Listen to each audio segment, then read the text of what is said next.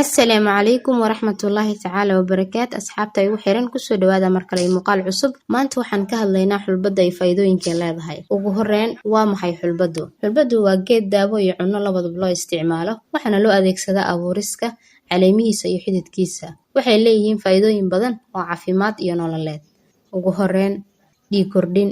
Xulbada waxay hodan ku tahay iron taasoo ka caawisa dadka qaba dhiig yarida. 2 kordhinta caanaha naasaha. Haweenka naas nuujinta ku jira ayaa inta badan loo adeegsadaa waxayna kordhisaa soo saarista caanaha ilmaha. 3 dhiig karka.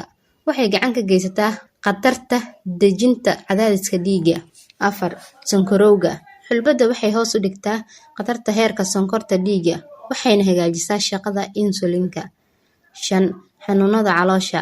Waxay ka caawisaa dheefshiidka waxayna yareysaa calool istaaga gaaska iyo xanuunada caloosha. 6 miisaanka.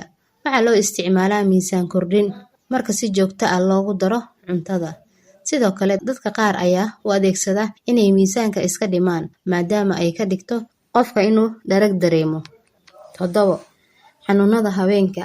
Waxay yareysaa xanuunka caadada iyo isbeddelka hormoonada dumarka. 8 kordhinta rabitaanka. Rag iyo dumar waxaa loo adeegsadaa kordhinta awoodda. 9 cudurrada maqaarka. Waxaa lagu isticmaalaa daawooyin dabiici ah oo la mariyo finanka yaryar iyo finanka qalalay. 10 timaha. Xulbada waxay timaha ka ilaalisaa daadashada waxayna kordhisaa bixitaanka. Xagga kale xoogga jirka. Waxay jirka siisaa tamar iyo xoog gaar ahaan dadka daalan ama tabarta daciifka ah. Dhiig bax dhalmada kadib. Waxaa loo adeegsadaa haweenka si loo joojiyo dhiig baxa kadib markay dhalaan. Cudurrada bararka. Waxay leedahay sifooyin ka hortaga bararka jirka iyo kala goosyada. 14 nafaqo. Waxay ka buuxaan fitamiino, macdano iyo fiber muhiim u ah caafimaadka. 15 xoojinta beerka iyo kilyaha. Waxay ka caawisaa shaqada beerka iyo sifeynta kilyaha. Waxaa muhiim ah inaad xulbada aad si xad dhaaf ah u isticmaalin gaar ahaan dadka qaba cudurrada gaar sida dhiig karka hooseeya ama uurka qaarkood. Waxay yeelan kartaa saameyn dhinaca kale. Halkan waxaa idinku haynaa xulbada sida u isticmaali karto cabitaan ahaan ama cunno ahaan. Ugu horreyn shaah. Qaado hal qaando ilaa 2 qaando oo xulbad ah ku dar biyo kulul u daa 10 ilaa 5 daqiiqo. Haddii aad rabto waxaad ku dari kartaa malab. Faa'iidooyin. Waxay yareysaa gaaska, dhiig karka, sonkorowga, calool istaaga iyo xanuunka caadada. 2 xulbado biyo la dhigo. Habeenkii la dhig 1 koob oo xulbad ah subaxii cab biyahaas.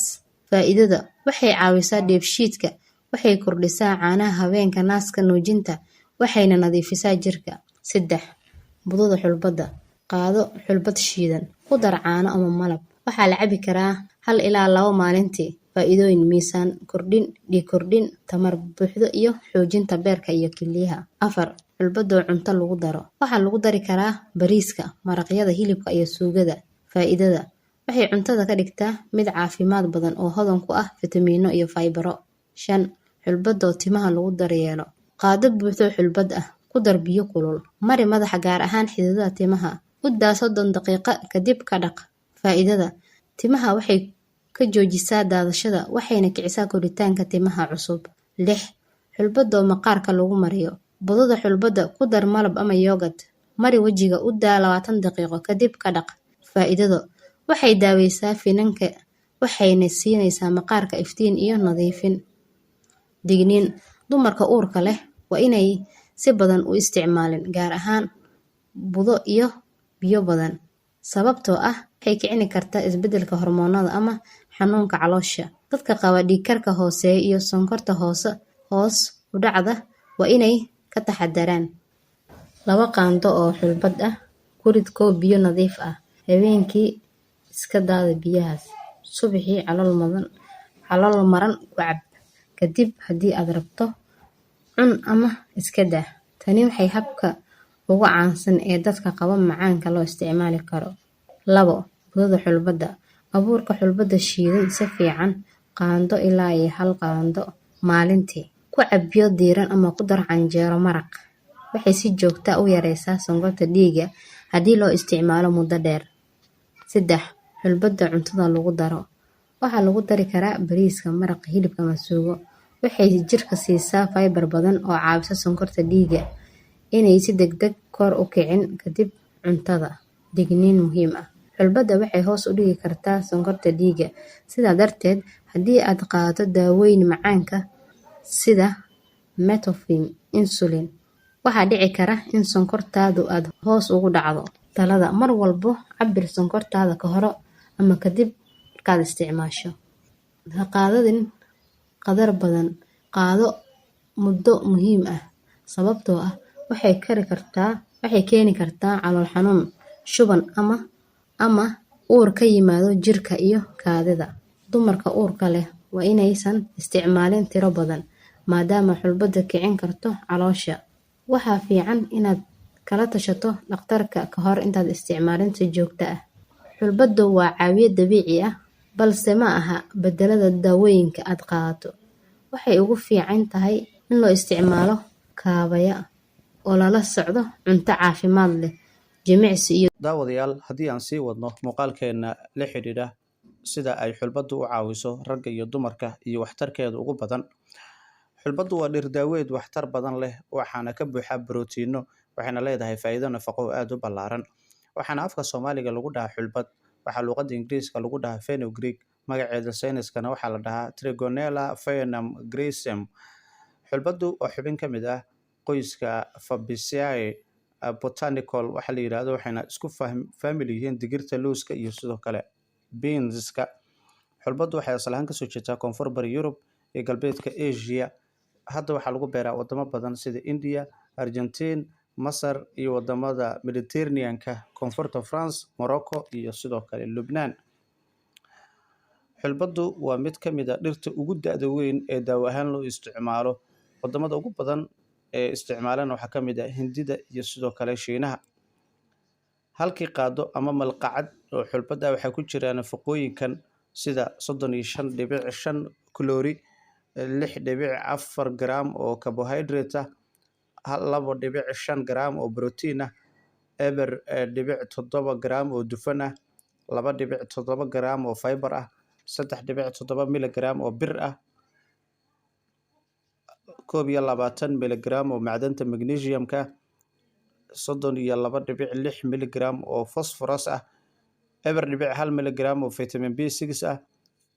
Faa'iidooyinka caafimaad ee xulbada haddii aan u dhaadhacnana waxay sare u qaadaysaa caafimaadka wadnaha sida uu sheegay ama ay sheegtay mulkiilaha xarunta Anne Dane RDN.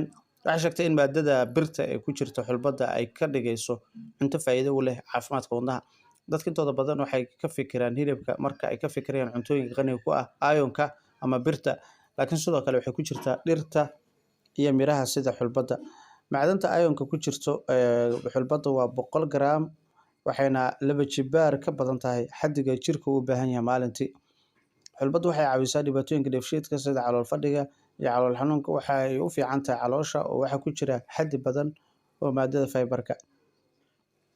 Haddii aan isla sii eegno isla waxtarka xulbadu waxay ku jira maadooyin si weyn ula dagaallama caabuqa. Sida awgeed waxay si aad u yareysaa caabuqa markaasi iyo sanxirka.